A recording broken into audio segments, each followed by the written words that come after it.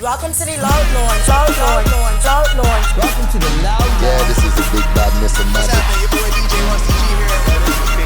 Yeah, it's your boy DJ Cheap. I'm just And chilling. we are chilling at the Loud Lounge. Before we left off and went to our brief commercial break, I was talking to one of the stars, the backbone of the Hustlers Paradise brand, Drizzy.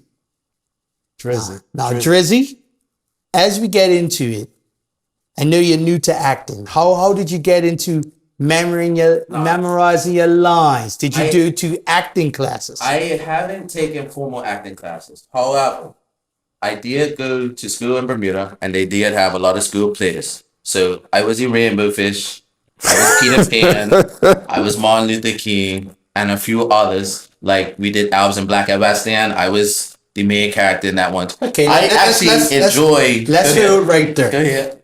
What was your role in Peter Pan? Putting green tights, cousin. You see that? It's versatile. It's versatile. I wore green tights. Oh no. We did rainbow fish. I wore bronze tights, but they made this paper mache fish with the reflections on it. So what type And of fish were you? I was a rainbow. Rainbow fish. Yeah, I've been a rainbow fish main character. Like I enjoy acting. You know what I'm saying? When I told Feast, you know, in my caveat, I was like, look, I'm been the main character and mostly players I'm ever been in. You know, I want to stick around. Like I enjoy acting. Like I have a blast acting. I get to these scenes. I'm typically one of the guys who's always there. Sometimes I'm waited an hour for others to show up so that we can shoot. Like one time we was on Riddles Bay, like for like in the season 1, we was there for like an hour and a half, 2 hours. So I had a lot of time to go over my scene, practice my lines, relax a bit. But mostly like I get into my character and Feast kind of lets me like Be yourself. yeah, I do. Through the character. We do a lot of ad-libbing. Yeah. And when I say a lot, I mean like I stick to the script, I deliver the message, but Feast has given me permission in certain things. Creative yes, permission. in certain scenes you will see where he has allowed me to go deviate just a bit to make it more realistic in a sense. You know what I'm saying? Now, I like that you spoke on that. Those that watched the first season, in season 2, you've changed. You've brought a different aspect, or we can say, those that don't know, and I'm going to do the quotations, how two worlds merge in what we create. We have the pretty boy, dread, golfer, well-dressed, tailored, street savvy, but business-minded. Yes. Meets with, sorry, Hasif, the straight-up thug. The straight thug. Straight Be the up. sophisticated. 50 Cent. Sophisticated dog. Okay. Sophisticated. The corporate cartel, as you say. There you go. Corporate So cartel. let's talk a bit about how that role has changed, as well as your character has changed, but your perspective as being the one projecting this portrayal of someone from the show onto the screen. Well, this season, I noticed from the first time I got my script, like I got a full script, I got the whole scene, we had a table read. So we actually started table reads this season where we'll show up, we'll meet in the boardroom as everyone who's in this episode, and we'll read our lines. So we were aware of the layout of the scene. So it gives you a head start, right? Then when we get there, and we're, more or less on set, we're tuning in and we're becoming the character. Now, once I step into my character, I'm no longer who I am. So that person becomes me. I assume that person. And now that we're tapping into politics, I'm interested in that. So it brings out a spark. You will see in when you watch episodes 1, 2, and 3, you will see I have this spark in my eyes. Like my lines are a lot cleaner. And working with Feast, like when he told me, okay, we're getting into politics, we're bringing the primary in, and we're going to talk about the crypto and whatnot. I was like, well, look, that's all the stuff that I'm interested in anyway. So let's get on it. So I bring my clean cut persona in the show to meet with where Feast is at as a he's a recovering criminal in a sense, like, or he's trying to stay out of trouble. He's so a felon. I put He's a felon. I put him in a position to come out of the life while still having him work my money in the life. But I make sure that, hey, you can't get in trouble. So it kind of like it Washes each other. right. So his helping my money grow. His bad makes but you good. I'm Your trying to bad help makes you him good. exactly and give him an opportunity to come out of the life while still having to be in it to get out. Now, you know what I'm speaking saying? on that, you talked about your character and stuff. Yes, yes. What TV shows or actors you can say, because now you're an actor yourself, do you look to get like, oh, I like Denzel from Training Day, or I look at this guy from Paid in Full? Which actors do you get a lot of your character reference from an actor's perspective and kind of, we'll say, merge them and gel to create yours? Because everybody has their favorite actor who they would like to emulate while they're there. For me, and it's probably been since childhood, is it's Will Smith.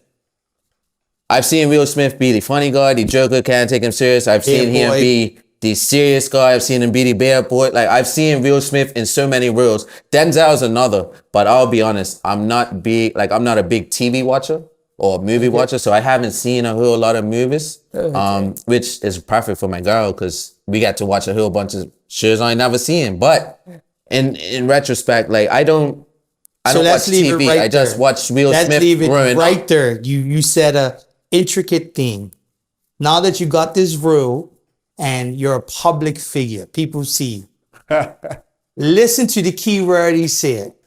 I can sit off with my girl, meaning he's taken to watch these shows so it can help me become a better actor for what I want to portray in these shows. Absolutely. It was interesting that you gave me the backdrop of who you are and what we can expect in season 2. You gave us. Yeah. Now we're coming over to my good friend, What you got for me, man? Deputy Dewey, nobody, aka Officer Butterfield. Yeah, what's up?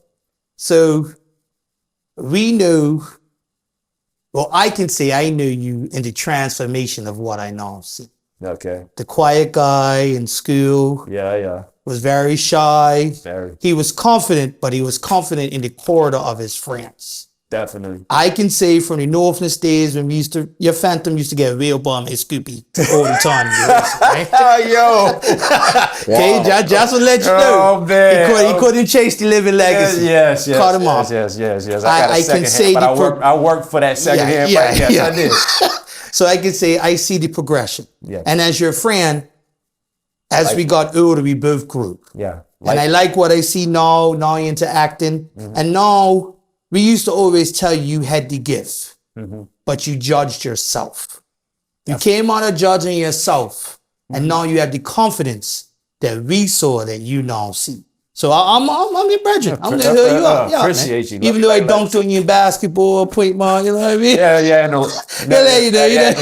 And he bested me. Surprisingly, he bested me in all the roasting sessions. Yeah. But that'd be very different now. Yeah. You gotta be careful. That currency, tanks running deep. Yeah. What movies did you look at to get the cop influences in your acting? Because you have array of movies. We can say The Dark Side can be your Training Days. You can also go to some hustler movies. Yeah. Was it Tubi? Yeah. A lot of movies on Tubi. If you can sit or watch Tubi, you know they come right after. Yeah. Oh, you got that role that we can say you're trying to create. Yeah. Now, who's some of the things you look at?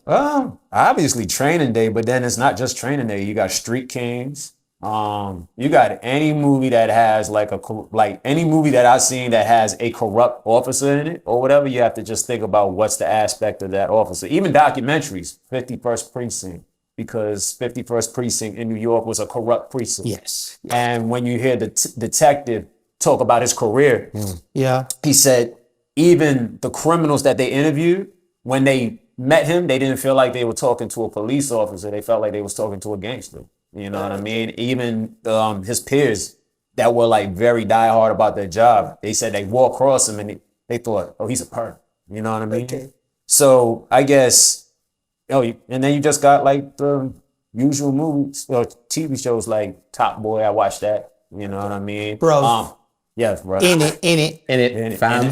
fam. Yeah. You got the food. The man. The man that. Now, speaking on that, Yeah. what's very crazy about your character is Yeah.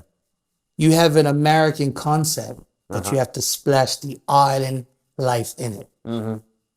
So where do you get your draw points for being a corrupt cop, but with the island flavor? Because it's completely different. You ever met Jamaican officers? Huh? What is I'm it? gonna say it. You haven't met Jamaican Yeah, officers? I got US in my pocket. I'm straight. Yeah. Here's 50. Let me get through. If you ever, I hate to say it, but like, no, not you can't even say just Bermuda. It's corrupt. Everywhere. Yeah, Everywhere. Everywhere. How you deal with them is different. Yeah, law enforcement around the world, like you can find a corrupt cop. Even here, you probably could. You know what I mean? Like, but maybe it's a little bit more laid back. Yeah. But you just gotta be. I'm an observant person. Yes. You know what I mean? So I'm gonna look at how a person moves. I'm gonna look at certain things that they say. I'm gonna look at like their attitude and their demeanor. You know what I mean? And I'm just calculating in my head. And it may not necessarily be that he's a corrupt cop. More so that he just brings the right tools to the job. You know what I'm saying? So if it's grimy outside, he's not going to come outside in a suit and tie like, hey guys, you don't want to be doing that. He's going Come to the side. Right, he's got to bring the right tools to the job. Yeah. I could actually reference something. There's a book by Neville T. Darrell. Yes. Used to be a former officer or whatever about the riots. Yes. He was a maverick. You know, I read in that book, he'd be doing raids back in town, and this is in the 60s, right? And he'd go to that raid, the person at the raid would show up to the door with a machete. So unlike the other cops, he'd whip out a machete, you know? And then that person would be sitting in the police station like, oh, so you're an officer and you could whip out machetes on people? And he's like, you were going to do it to me, you know what I mean? And it wasn't so much, and I've actually interviewed the man, and he said, when you know the characters that you're dealing with in the street, You have to come to that element to you understand have to come it. down to that It's a level. better understanding. Yeah, so, you know what I mean? It's just different things in life you just take in. You just know. I don't want to close this interview, but we may have to. But I want to look to the camera and say there will be a part 2. I'm missing 3 of my favorite stars. Name him. Just give him a shout out, man. Logie. Loki. Okay. I need Logie. Okay. I need my boy Nip. Trick Dorsey. Trick I need Dorsey. I need Trick Dorsey. Oh, man. And Here's number 3. my eye candy. Which one? You said which one? She's yellow skin. I'm not saying her name. Like, you know, Okay. I'm I a think I know chosen who it is. man, but you know who I'm talking about. We'll leave it at that. I think I know who it is. So I really say, you know what, I'm gonna put it out there We got in some. the atmosphere. We're gonna have a part 2. Yeah, you definitely need to. We need a part 2. You need to come to season 1. I mean, come to the premiere. You'll be. Matter of fact, right?